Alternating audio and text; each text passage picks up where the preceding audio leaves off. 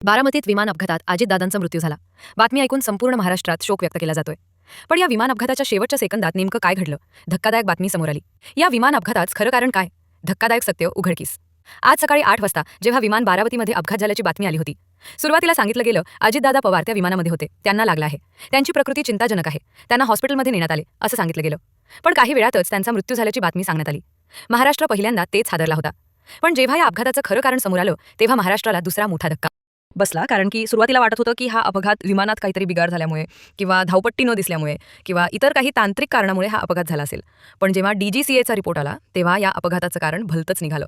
कारण या अपघाताच्या शेवटच्या 10 सेकंदामध्ये काय घडलं याचा रिपोर्ट स्वतः DGCA या सरकारी संस्थेने दिला.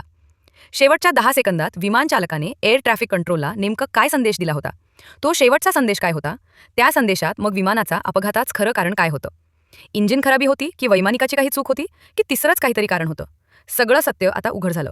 मग नेमकं या अपघातात शेवटच्या क्षणी काय घडलं, नेमकं चूक कोणाची होती का? या प्रकरणात तिसरी वेगळीच काही शक्यता आहे. चला जाणून घेऊया या अपघाताविषयीचा संपूर्ण सविस्तर रिपोर्ट. दिवस 28 जानेवारी 2026चा सकाळी 8:45 बारामतीच गोजीबावी परिसर अचानक एक मोठा स्पॉट झाला आणि संपूर्ण महाराष्ट्र हळला टीव्हीवर ब्रेकिंग न्यूज येत होती. उपमुख्यमंत्री अजित पवार यांच्या विमानाचा भीषण अपघात. सुरुवातीला बातमी येते की दादा जखमी आहेत, पण काही तासातच ती बातमी येते जिने महाराष्ट्राच्या काळजाचा ठोका चुकतो. ती बातमी म्हणजे अजितदादा पवार यांचा दुर्दैव मृत्यू झाला. सगळ्यांना आता प्रश्न पडला होता, हा अपघात नेमका झाला कसा? विमान तर फक्त 500 फुटावर होतं, मग असं काय घडलं? मग नेमका वैमानिकाचा ताबा सुटला, ब्लॅक बॉक्समध्ये काही झालेले, ते शेवटचे 10 सेकंद काय सांगतात? वैमानिकाचा तो आवाज काय होता, दादांचे शेवटचे शब्द? सगळी माहिती आता समोर आलेली आहे. या अपघाताचं खरं कारण आता जगासमोर आलेलं आहे. 28 जानेवारीची सकाळ संपूर्ण महाराष्ट्राच्या इतिहासात तिची आता नोंद होणार आहे. सगळीकडे राजकारण तापलेलं होतं. मुंबई महापालिकेच्या निवडणुका नेटक्या झाल्या होत्या. जिल्हा परिषद आणि नगरपालिका, नगरपंचायता ज्या आहेत त्याच्या रणधुमाळी राजकारणाची सुरू होती. अजितदादा पूर्ण ताकदीने मैदानात उतरले होते त्या दिवशी, म्हणजे 28 तारखेला. त्यांच्या बारामतीमध्ये 4 सभा होत्या. सकाळी 8 वाजता दादा मुंबईमधून निघाले होते. विमानात त्यांच्यासोबत सुरक्षा रक्षक, 1 PA, 2 पायलट होते. दादांच्या चेहऱ्यावर थकवा नव्हता. उलट निवडणुकीच्या रणनीतीचे एक वेगळं तेज होतं. पण निसर्गाच्या मनात काहीतरी वेगळंच होतं. इकडे मुंबईत देवेंद्र फडणवीस, एकनाथ शिंदे आपल्या बैठकीत व्यस्त होते. कुणालाही या संकटाची पुसटशी कल्पना नव्हती. हे विमान निघालं सकाळी, पण कोणालाच माहिती नव्हतं की या विमानात पुढे जाऊन काय होईल आणि संपूर्ण महाराष्ट्राला हादरा देणारी घटना घडेल. खरं तर हा अपघात घडण्याच्या मागे काही कारणं दडलेली होती. ती कारणं आता उघड झाली आणि त्याच कारणांची माहिती आपण पुढे घेतोय.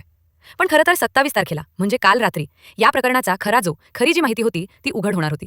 28 तारखेला अपघात झाला, पण काल रात्री म्हणजे 27 जानेवारीची जी रात्र होती ती अजितदादा आपल्या मुंबईला निवासस्थानी होते. दुसऱ्या दिवशी बारामती 4 मोठ्या सभा असल्यामुळे लवकर निघायचं होतं. जिल्हा परिषद नगरपालिकाच्या निवडणुकासाठी दादा आता पूर्णतः दंड ठोकून उभे होते. ते शिस्त आणि वेळेचे पक्के होते. सकाळी 6 वाजता दादा उठले. खरं तर आज सकाळी 6ला ते उठले होते. त्यांनी आयुष्यात विचार केला नव्हता की हे शेवटच आपण उठणार आहोत आणि आपल्याला कायमचे डोळे मिटावे लागतील. त्यांनी नेहमीप्रमाणे आपला चहा घेतला, फाईल चेक केला. कुणालाच वाटत नव्हतं की ही त्यांची मुंबईतली शेवटची सकाळ असेल. सकाळी 7:30 ते जू विमानतळाकडे निघाले.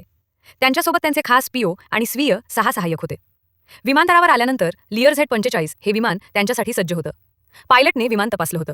एअर ट्रॅफिक कंट्रोलनी क्लिअरन्स दिला आणि सकाळी 8 वाजता विमानानं आकाशात झेप घेतली. मुंबईचा आभार दुसर होतं, पण बारामतीकडे हवामान स्वच्छ होतं. पण म्हणतात ना, वादळापूर्वी शांतता फार भयानक असते. इकडे बारामतीत सभेची जोरदार तयारी सुरू होती. हजारो कार्यकर्ते आपल्या लाडक्या दादांची वाट पाहत होते. बारामतीच राजकारण हे अजितदादांच्या भोवती फिरत मुंबई महापालिकेच्या निवडणुकांसाठी देखील दादांनी अगदी प्रयत्न केले होते. राजकीय वर्तुळात चर्चा होती की या निवडणुकीनंतर अजितदादा मोठा निर्णय घेणार आहेत. देवेंद्र फडणवीस आणि एकनाथ शिंदे यांच्यासोबत देखील त्यांच्या गाठीभेटी वाढल्या होत्या.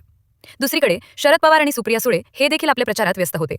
पण या सगळ्यात नियतीची एक वेगळी स्क्रिप्ट लिहिली जात होती.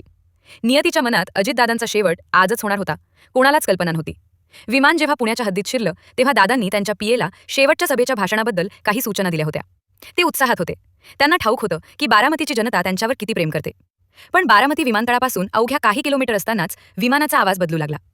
खरं तर ही घटना हा अपघात होणार होता त्याची सुरुवात काही किलोमीटर आधीच झाली होती. पुण्याच्या हद्दीत विमान शिरलं.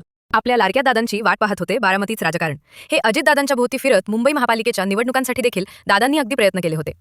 राजकीय वर्तुळात चर्चा होती की या निवडणुकीनंतर अजितदादा मोठा निर्णय घेणार आहेत. देवेंद्र फडणवीस आणि एकनाथ शिंदे यांच्यासोबत देखील त्यांच्या गाठीभेटी वाढल्या होत्या. दुसरीकडे शरद पवार आणि सुप्रिया सुळे हे देखील आपल्या प्रचारात व्यस्त होते. पण या सगळ्यात नियतीची एक वेगळी स्क्रिप्ट लिहिली जात होती. नियतीच्या मनात अजितदादांचा शेवट आजच होणार होता, कोणालाच कल्पना नव्हती. विमान जेव्हा पुण्याच्या हद्दीत शिरलं तेव्हा दादांनी त्यांच्या PAला शेवटच्या सभेच्या भाषणाबद्दल काही सूचना दिल्या होत्या. ते उत्साहात होते. त्यांना ठाऊक होतं की बारामतीची जनता त्यांच्यावर किती प्रेम करते.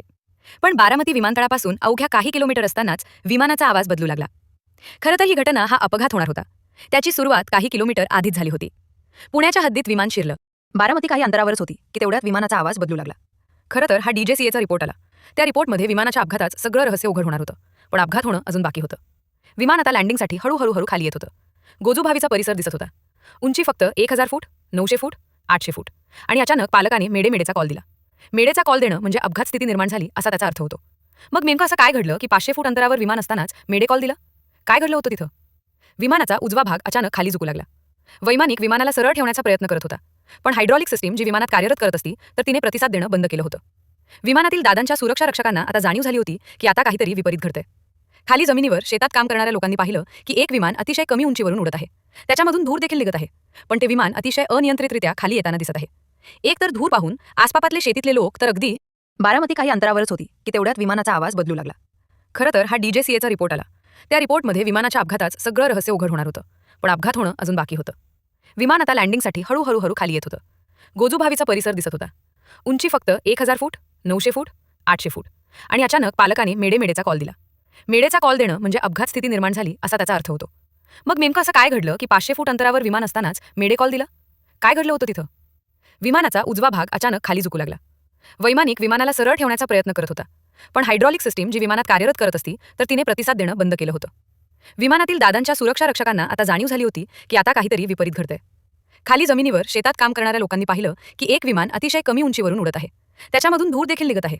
पण ते विमान अतिशय अनियंत्रितरित्या खाली येताना दिसत आहे. एक तर धूर पाहून आसपापातले शेतीतले लोक तर अगदी आडावडा करायला सुरुवात केली होती. कारण की प्रत्येकाला माहित होतं की त्यांचे लाडके दादा आज बारामतीत येणार होते. काही जण सभेला जाणार होते, तर काही जणांचं वेगळं नियोजन होतं, तर काही प्रचार करणारे कार्यकर्ते होते. पण विमान धूर घेऊन येताना वेगाने दिसलं. लोकांच्या तोंडच पाणी पळालं. कोणतरी ओरडलं, "अरे, हे दादांचं विमान वाटतंय!" आणि क्षणा अनाघात ते विमान दरी सदृश्य भागात कोसळलं. विमान कोसळतात मोठा स्फोट झाला. शेतात काम करणारे शेतकरी धावत गेले. विमानाचे 2 तुकडे झाले होते. आग इतकी भीषण होती की जवळ जाणं कठीण होतं. पोलीस प्रशासन धावलं. सुरुवातीला बातम्या आल्या, दादांना वाचवण्यात यश आले. दादा त्यांची प्रकृती नाजूक आहे, पण दादा वाचू शकतात. सोशल मीडियावर फोनच पेव फुटलं. बारामतीच्या हायटेक हॉस्पिटल बाहेर हजारो लोकांची गर्दी जमली होती. सुप्रिया सुरे, पार पवार दिल्लीहून विमानानं निघाले होते. त्यांच्या डोळ्यातले अश्रू संपूर्ण महाराष्ट्र पाहत होता. पण सत्य हे होतं की त्या भीषण आगीमध्ये नेमका कोण वाचले, कोणाचा जीव वाचलाय याची अजून कोणालाही कल्पना येत नव्हती.